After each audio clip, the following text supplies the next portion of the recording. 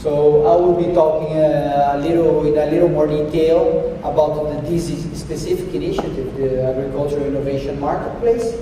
And just before I turn to the next slide, we put this quote here from Alvin Groff, which is a Nobel Prize for Economy, who did some work in markets and using sort of the markets concept in a whole range of different issues or different topics, but basically defining four points that are important in any market.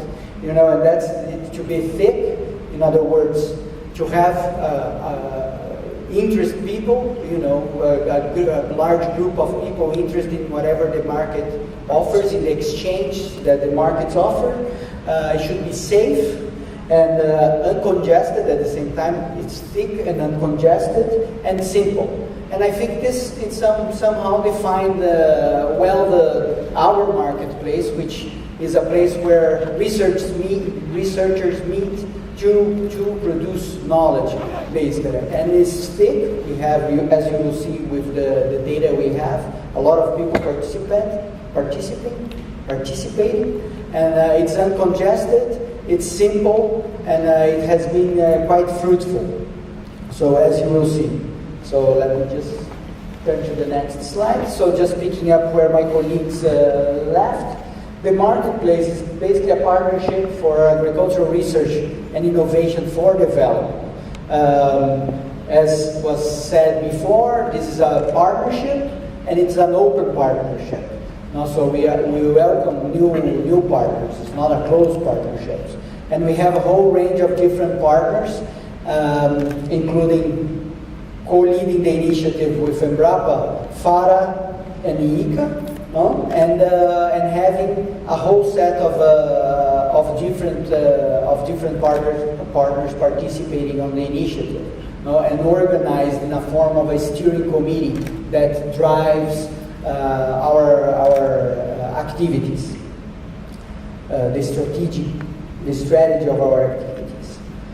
So just basically talking a little bit about the rationale for the agricultural marketplace. How it came up, and that's based basically on the importance of agriculture for Brazil, Africa, and other Latin American countries. The similarities that we have among us. At the time it was launched, the marketplace in Brazil, there was a really strong support for South-South cooperation.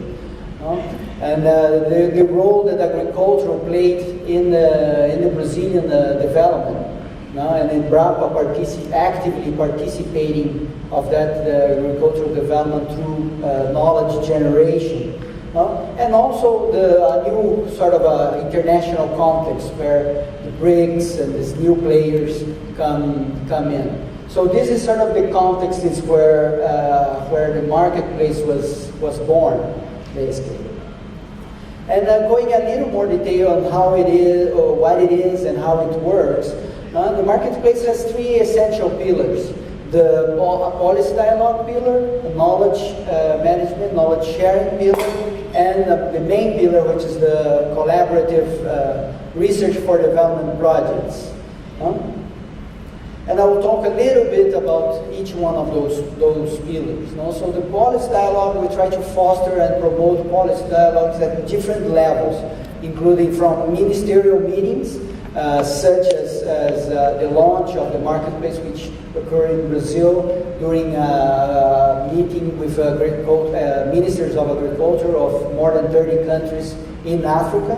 And then another ministerial meeting in Costa Rica during IICA meeting where we launched the initiative for Latin America and the Caribbean a year later. We have this fora that we conduct almost a yearly basis, where we have a section, and I'll talk a little bit about the forums in more detail because it's part of our knowledge sharing activities. But we also have, we also try to fit always some policy dialogue into those activities. And another example is the FARA Science Week, which was the venue where we launched the initiative in Africa in 2010, and we just participated in 2016 again promoting the initiative. So this is just some pictures to showing you some of the discussions we have and basically fostering the discussions on agricultural policy. And like I said, I mean, about every year we conducted these knowledge sharing activities, which are interlinked, are linked with the collaborative research for development projects, where these we gather researchers from Africa, from Embrapa, from Latin American countries.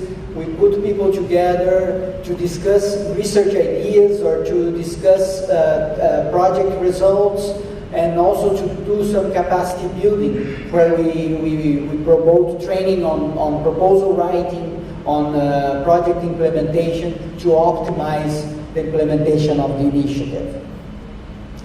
And then we have the main pillar, which is the collaborative research for development projects.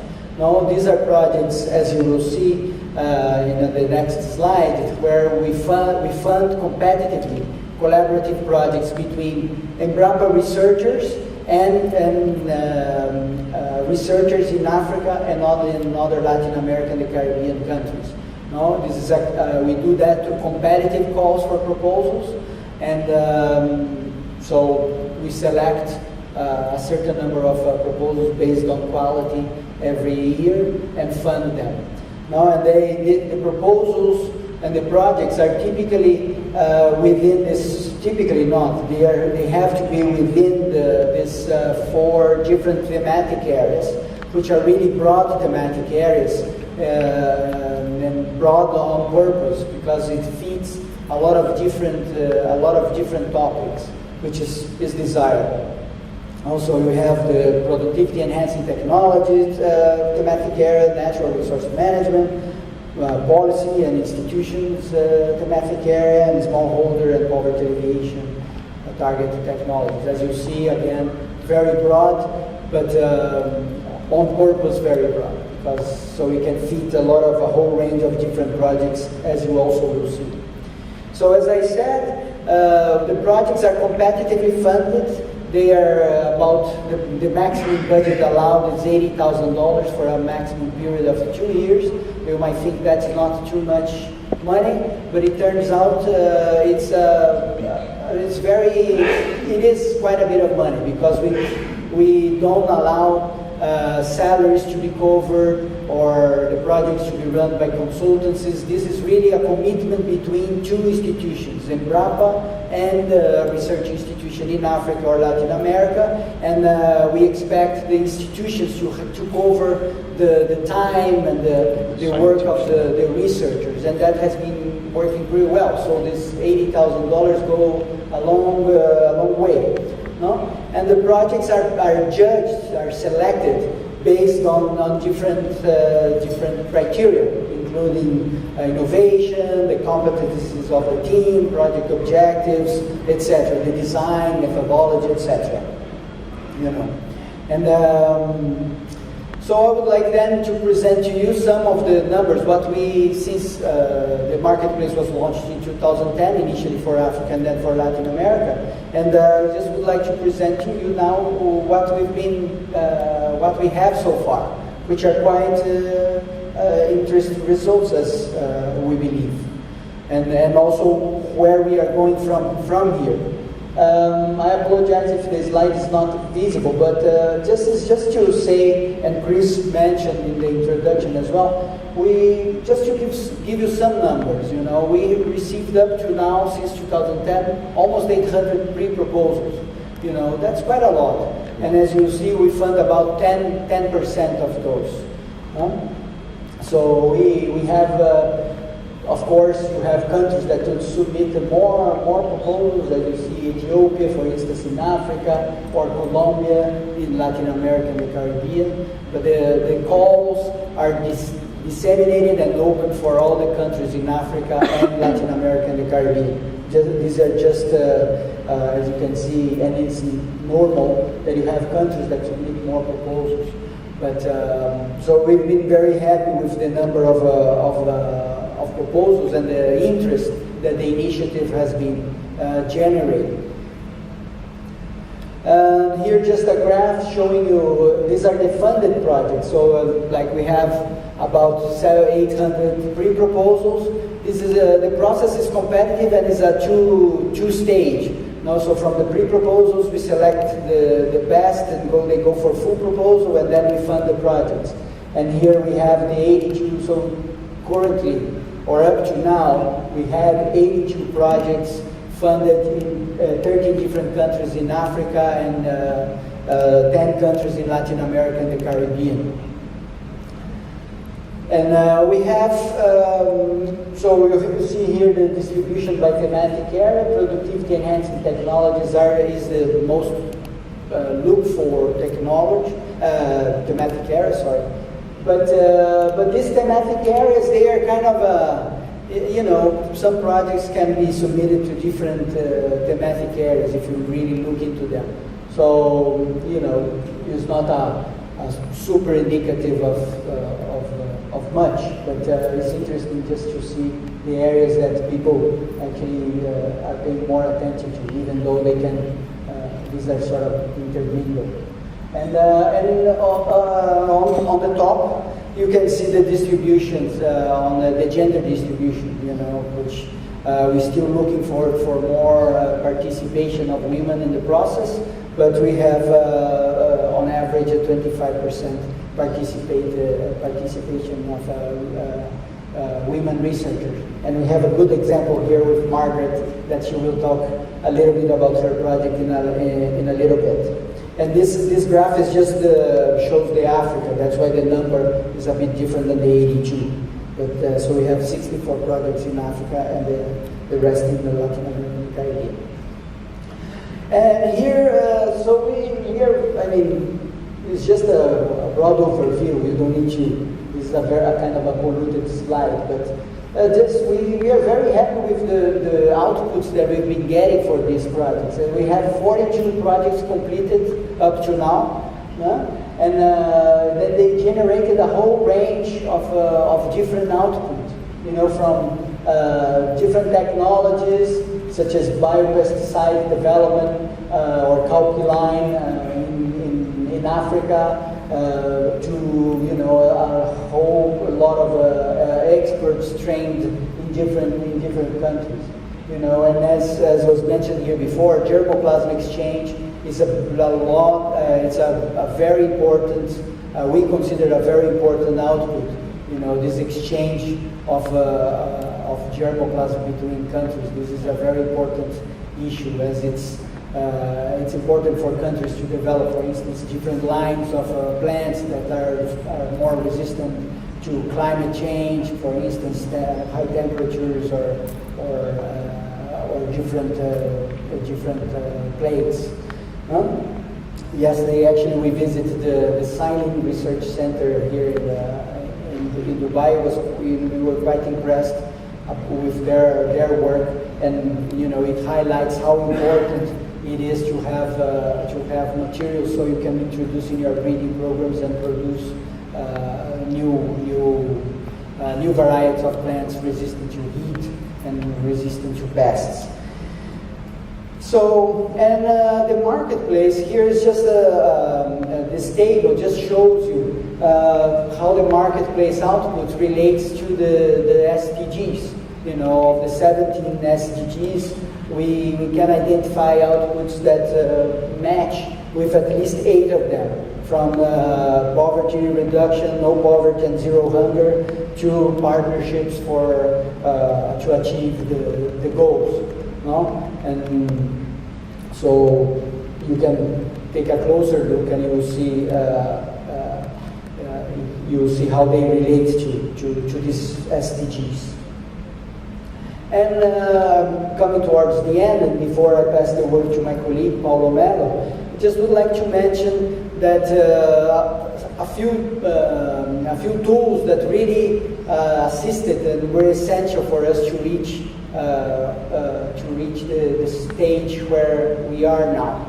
You know, with all these outputs and progressing to a scale-up initiative, which Paulo will, my colleague, Paulo will address. And monitoring and evaluation has been essential and is a very important tool for us to identify risks and to feed back into the initiative, so to improve and optimize and create efficiency in the system. So this has been a very important tool for us to keep the initiative going and improving over time. We manage this pretty much, all the receiving of proposals, evaluations, and reporting and everything through an online system, and that has been proven to be really an important tool to facilitate the management of the initiative. But I would like just to call your attention to the control panel, which is also a tool for us to have a quick and clear view of what's going on at a certain point in time. You know, you can go into our website and you have a button there that you can click and you can access it.